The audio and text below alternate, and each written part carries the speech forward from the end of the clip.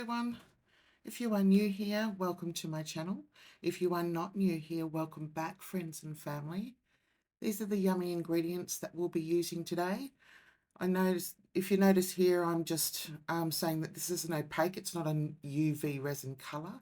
So you need to use a small amount or your UV resin won't cure properly. Today I'm going to be making some drop earrings with the shape that I just showed you. I'm going to be using some clear UV resin and some gold leaf at the bottom, just going to make it a bit of a two-tone, and then using a pendant at the very end to connect them all together. They're a very dainty, beautiful pair of earrings, very quick for those of you who do markets or anything of that nature. You can really get your supply or your inventory up very quickly with these types of projects. So as you can see here, I've put some clear UV resin into the mold, and I'm just breaking apart some of the gold leaf that I have there, and I'll be placing that into the bottom part of this mold. Once I do that, I'll be colouring the UV resin in a very, very light pink, and then tilting. You'll see here in a moment, I'll be tilting the mould up. It would probably help if I had maybe just this mould itself. I might do some creating of my own. I'll show you that if I decide to do it, and do some of my own moulds. I ordered some from a company. I'll link it down below, and I'll show a picture of it next time, next week, hopefully, if I remember, of course. So as you can see here, I put quite a bit into the bottom of this mold, and now I'm going to start colouring some UV resin to put into the top.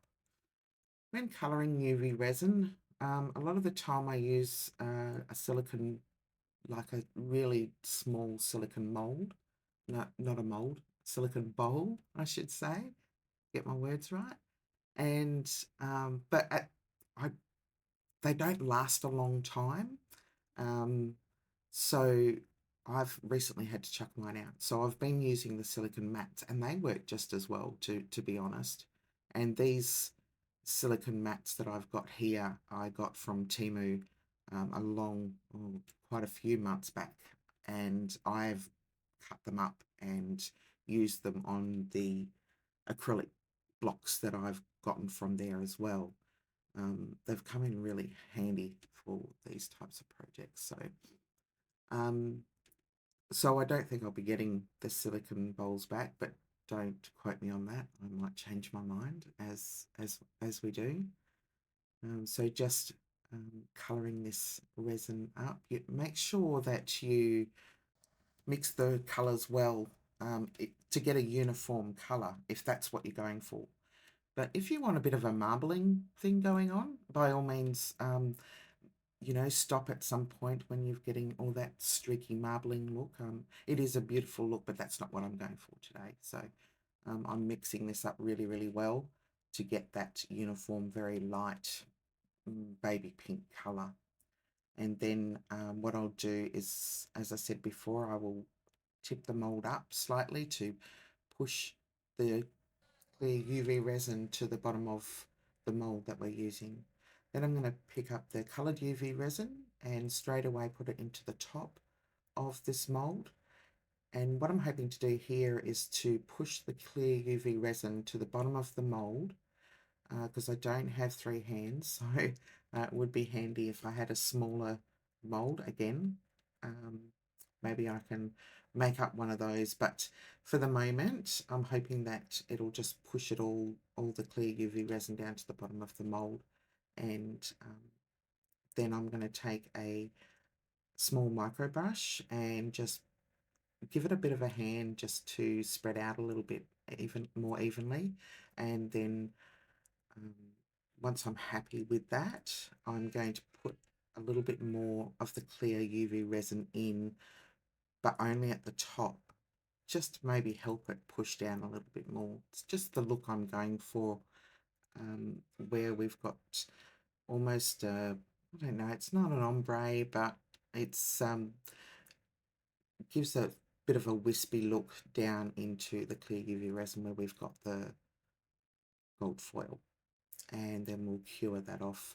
I'm going to do both sides for 120 seconds, and then it should be hard enough for me to pull out, as you can see here. Taking it out of the mold, and it's almost perfect. I love this look. It's so pretty.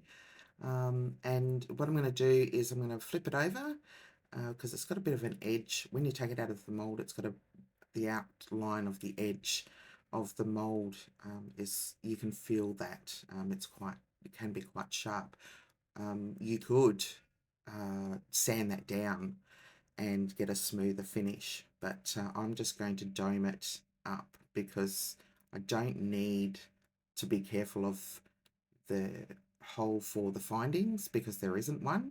I'm going to be drilling into the top of it and putting an eye pin in there. So I'm just going to dome this part, and then once I've cured it off, I'm going to bring it back out and flip it over and dome the other side as well, just to give it some symmetry. And then we can start putting everything together, drilling the hole in that. Okay, let's have a chat. This is the time when I just pop in here and tell you about my journey with the passing of my husband at 47 years old. And I just wanted to touch on, probably not a carry on from last week's video, more so about this week that I've had.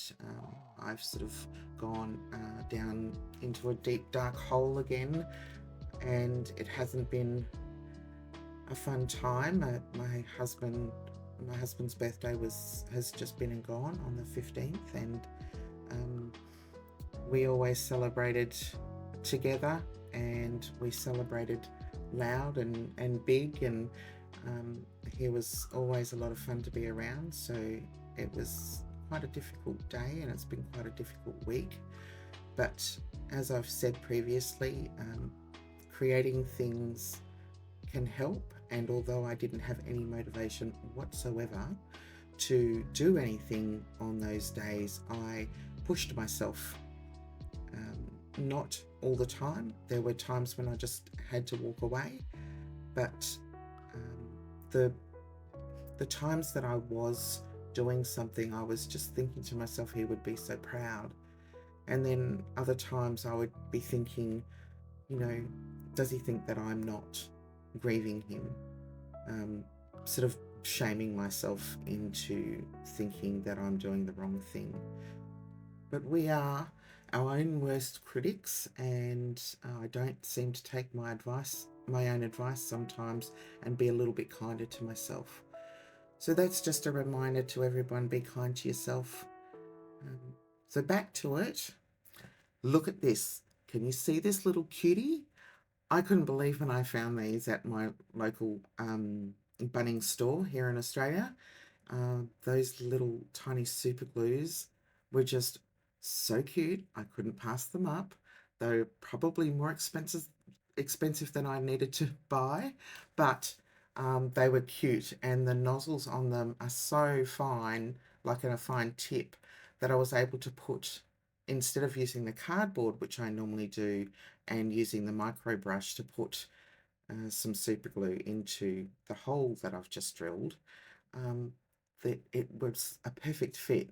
And I was so excited when that happened, because not only are they cute, but they are useful. So back to the project. As you can see, I'm just putting an eye pin in there, screwing that all in, and then I'll put the all the other elements to the earring in. I just wanted to mention here, if you haven't subscribed, I would love it if you would join this little community that I'm trying to build. That would be wonderful. And if you like these videos, please press the like button. It does help my videos to get out there. It helps with the algorithm on YouTube. I'm not too sure how all of that works, but I know that it helps. That would be wonderful if you could help my channel out that way.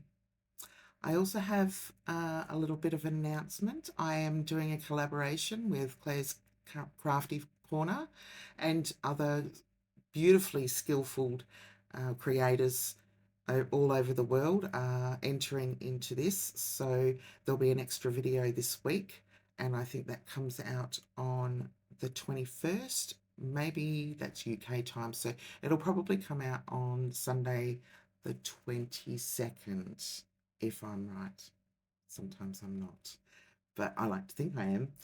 So keep an eye out for that, and I'd love to see any other creators say hello. And the community that Claire has built is wonderful.